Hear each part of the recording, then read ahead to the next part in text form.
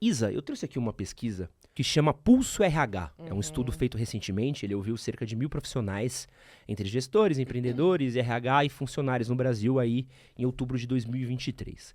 E eles trouxeram alguns dados muito importantes pra gente, né?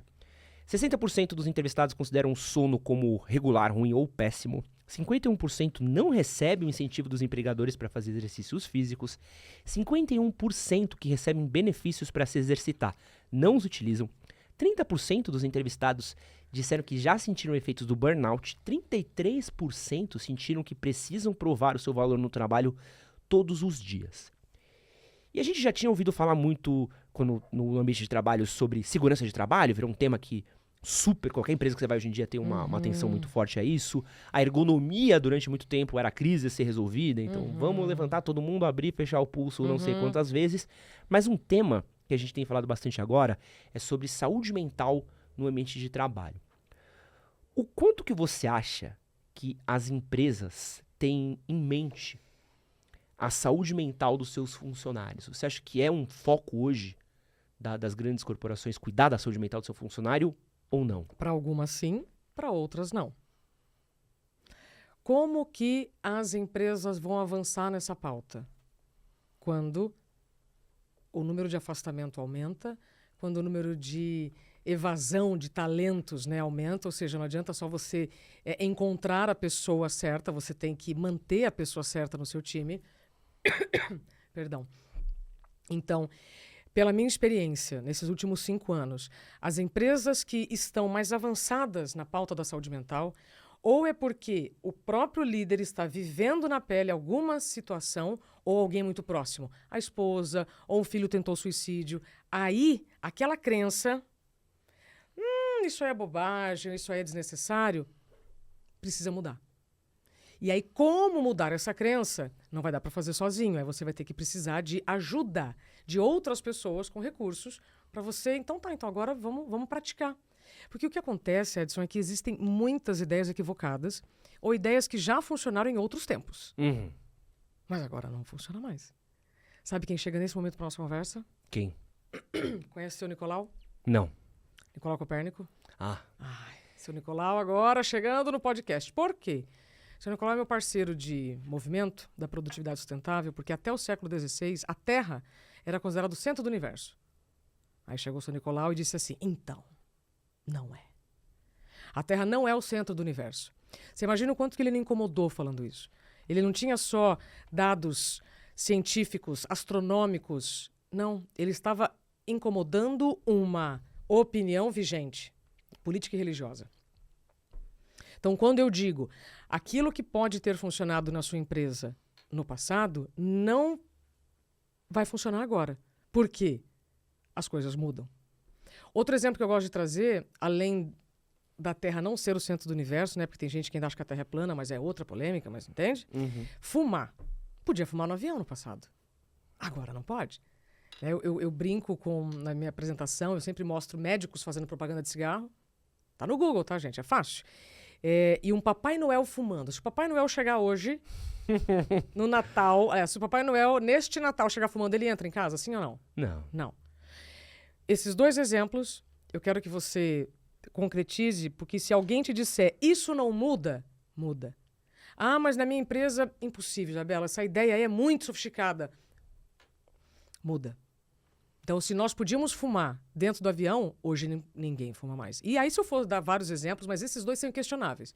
A Terra ser o centro do universo, opa, não é. Fumar não fazia mal. Aliás, diziam que não fazia mal, agora já sabe o que faz. Uma coisa que você trabalhou no Grupo Globo. Eu tive uma experiência um pouco parecida, não tão estressante quanto a sua, porque eu trabalhei no Grupo RBS. Que legal. Que é um outro grande grupo de comunicação do Brasil.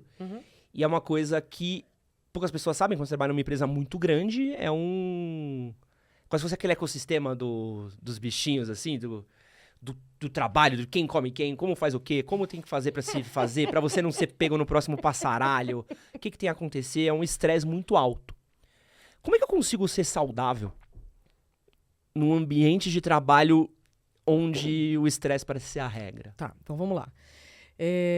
Falo também nos meus conteúdos sobre a complexidade de cada profissão. Vamos lá.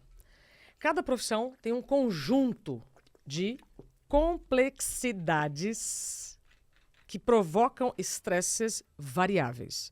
Primeiro eu preciso te explicar o que é estresse. Se chegar uma barata aqui, quem sai correndo da barata? Provavelmente a Débora sai correndo. Quem vai matar a barata?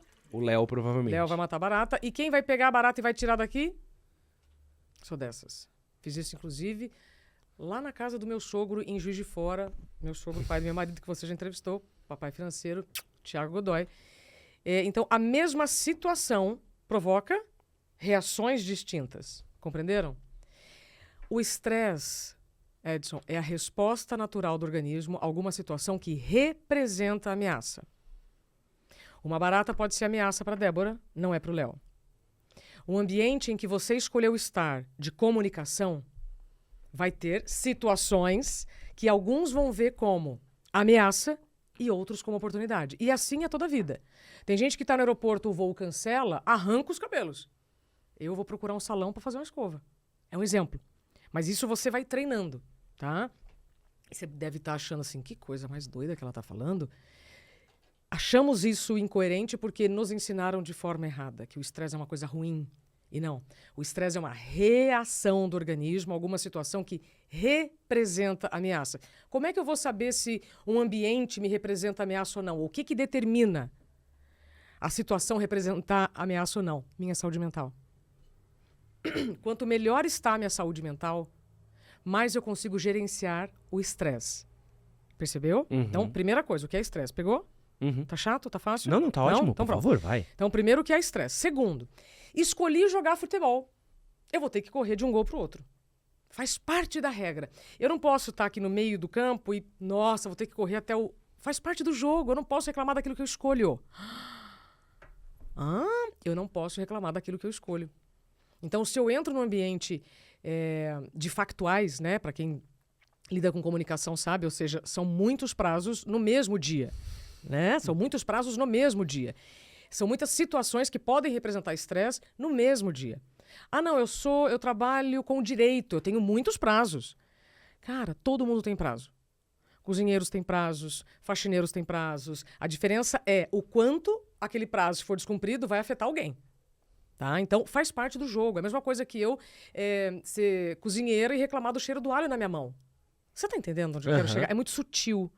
Então, eu só consegui entender isso depois do que eu vivi. Então, vamos lá. Um jovem, quando entra num ambiente de comunicação ou com tanta pressão, né? Porque quanto maior o lugar, quanto mais prestígio um local tem, mais você se encolhe para caber nele. E mais você aceita as situações esperando a famosa meritocracia. Que em alguns lugares tem, em outros lugares não tem. Só que ninguém te avisa, né?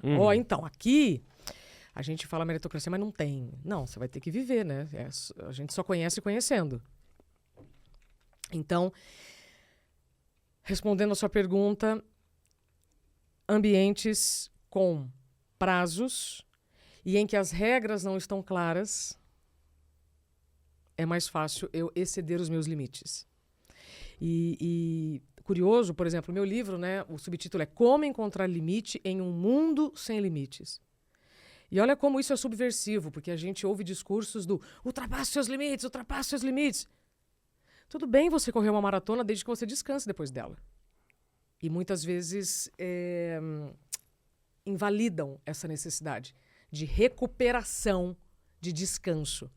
Faz sentido, Edson? Então.